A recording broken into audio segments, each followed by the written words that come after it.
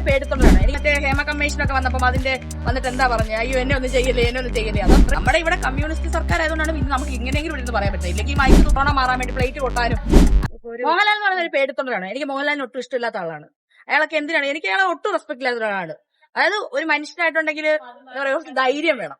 ധൈര്യമില്ല. കുറച്ച് പൈസ ഉണ്ടാക്കി നമ്മുടെ രാജ്യത്തെയും നമ്മുടെ ജനങ്ങളെയും അയാൾക്ക് എത്ര ഫാൻസ് ഉണ്ട്, അത്രയും ഫാൻസിനെ മൊത്തം ഈ കേരളത്തിലെ എല്ലാ ഫാൻസിനെയും അയാൾ ഒറ്റി കൊടുക്കുന്ന പരിപാടിയാണ് അയാൾ ചെയ്യുന്നത്. മോഹൻലാൽ ഇതിനു മുമ്പ് ഭയങ്കര സംഘപരിവാറിന് സമീപമായിട്ടുള്ള ഒരുപാട് നിലപാടെടുത്തിട്ടുള്ള ആളാണ്. കൊറോണ വന്നപ്പം കൊറോണ മാറാൻ വേണ്ടി പ്ലേറ്റ് കൊട്ടാനും അങ്ങനെയൊക്കെ പറഞ്ഞ ആളാണ് പുള്ളി. ഇത്രയും വലിയൊരു ഇങ്ങനെ ഒരു സിനിമയിൽ അഭിനയിച്ചുകൊണ്ട് അങ്ങനെ ഒരു ധൈര്യം കാണിച്ചിട്ട് അതൊരു പ്രശ്നമായിട്ട് വന്ന സമയത്ത് പുള്ളിക്ക് ഇത് അറിയില്ലായിരിക്കും. പുള്ളി മണ്ടനല്ലേ? എനിക്ക് പുള്ളി മണ്ടനായിട്ടാണ് തോന്നുന്നത്. പുള്ളി ഈ മറ്റേ ഹേമ കമ്മീഷനൊക്കെ വന്നപ്പം വന്നിട്ട് എന്താ പറഞ്ഞത്, അയ്യോ എന്നെ ഒന്നും ചെയ്യല്ലേ അത് അത്രയും സീരിയസ് ആയിട്ടുള്ള ഒരു വിഷയം. തൊഴിലിടത്ത് നടക്കുന്ന അത്രയും അനീതിക്കെതിരെ കുറെ ആൾക്കാർ വന്ന് സമരം ചെയ്ത് അതൊരു വലിയ റിപ്പോർട്ട് ചെയ്ത് വന്നപ്പോൾ അതിന്റെ പറയാണ് അയ്യോ എന്നെ ഒന്നും ചെയ്യല്ലേ. അത് പുള്ളി അതെല്ലാം പേഴ്സണൽ അറ്റാക്കും അങ്ങനത്തെ. പുള്ളിക്ക് വിവരമില്ല.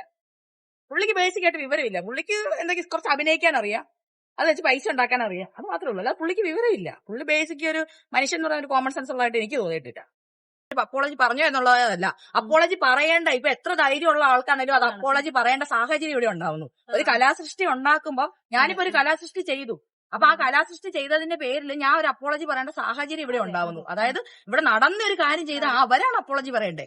ആൾക്കാരെ കൊന്നിട്ട് അവിടെ ഇരിക്കുന്ന ആൾക്കാരാണ്, അതിന്റെ ബെനിഫിറ്റ് കിട്ടിയ ആൾക്കാരെ കൊന്ന ആൾക്കാരാണ് അപ്പോളജി പറയേണ്ടത്. അതായത് ആ ആൾക്കാരെ കൊല്ലുന്നത്, ആ കുറെ ദുഷ്ടത എടുത്ത് കാണിക്കുന്നവരല്ല അപ്പോളജി പറയേണ്ടത്. അപ്പൊ അത് ചെയ്തവർ ഇത് അപ്പോളജി പറയുന്നത് പറയുന്നത് അത്രയും ഫാസിസം, അത്രയും എന്താ പറയാ, വലിയൊരു മോശ അവസ്ഥയിലൂടെ നമ്മുടെ രാജ്യം കടന്നു പോകുന്നതിന്റെ ഒരു ഇതാണ്. നമ്മുടെ ഇവിടെ കമ്മ്യൂണിസ്റ്റ് സർക്കാർ ആയതുകൊണ്ടാണ് ഇന്ന് നമുക്ക് ഇങ്ങനെയെങ്കിലും ഇവിടെ പറയാൻ പറ്റുന്നത്. ഇല്ലെങ്കിൽ ഈ മൈക്ക് നോക്കി നിങ്ങൾക്ക് നടക്കാനും പറ്റില്ല, എനിക്ക് ഇവിടെ ഇങ്ങനെ പറയാനും പറ്റില്ല. ലാസ്റ്റ് ആയിട്ടൊരു കാര്യം, ഇതൊരു മാർക്കറ്റിംഗിന്റെ ഭാഗമായിട്ടും ഒരു പ്രൊമോഷന്റെ ഭാഗമായിട്ടും അല്ലെങ്കിൽ ഇങ്ങനെ എമ്പുരാനെ കുറിച്ച് എല്ലായിടത്തും ഒരു ചർച്ചാ വിഷയമാവണം എന്ന് കരുതി തന്നെ നേരത്തെ കൂട്ടി ചെയ്ത ഒരു പ്ലാനിങ്ങിന്റെ ഭാഗമാണോ ഇപ്പൊ നടക്കുന്നത്? അങ്ങനെ എന്താണ് അങ്ങനെ തോന്നുന്നുണ്ടോ? അങ്ങനെ ആണെങ്കിൽ തന്നെയും മാർക്കറ്റിംഗിന്റെ ഭാഗമാണെങ്കിൽ തന്നെയും ഈ ആദ്യത്തെ 20 മിനിറ്റ് എടുക്കാൻ ഒരു ധൈര്യം വേണ്ടേ? തല പോകുന്ന പരിപാടിയല്ലേ? ആരെങ്കിലും ഇത് ചെയ്യൂ? അത് എനിക്ക് പൃഥ്വിരാജിന്റെ അഭിനയം ഇഷ്ടമുള്ള ആളല്ല. പൃഥ്വിരാജിന്റെ അഭിനയം എനിക്ക് ജനഗണമനയിൽ ഒന്നും ഇഷ്ടപ്പെട്ടുള്ള ആളല്ല. പക്ഷേ ഈ പൃഥ്വിരാജിന്റെ ഈ ഒരു ആറ്റിറ്റ്യൂഡ് കാണുമ്പോൾ എനിക്ക് പൃഥ്വിരാജിനോട് ഭയങ്കര അധികം റെസ്പെക്ട് ഉണ്ട്. പഴയ അഭിനയമൊക്കെ ഇഷ്ടമായിരുന്നു, പക്ഷെ ഇപ്പോഴത്തെ അഭിനയങ്ങളൊന്നും എനിക്ക് ഇഷ്ടമല്ല. അതുപോലെ ലൂസിഫർ ഞാൻ കണ്ടിട്ടില്ല. കാരണം എന്താ, എനിക്ക് മോഹൻലാലിന്റെ ഈ വൃത്തികെട്ട സിനിമകളൊന്നും ഞാൻ കാണാറില്ല. അങ്ങനെ മുണ്ടി മുടക്കുന്നതും ഇടിക്കുന്നതും എനിക്ക് ഇഷ്ടമല്ല കാണാൻ. എനിക്ക് കുമ്പളങ്ങി നൈറ്റ്സ് പോലെയുള്ള ജീവനുള്ള സിനിമകളാണ് ഇഷ്ടം. അതുപോലെ പൃഥ്വിരാജിന്റെ എമ്പുരാനും എനിക്ക് എന്താ പറയാ, ബാക്കിയുള്ള ആൾക്കാരൊക്കെ പറഞ്ഞു കേട്ട അറിവ് വെച്ചിട്ട് ഈ 20 മിനിറ്റ് ഒഴിച്ചാൽ വേറെ ഒന്നുമില്ല.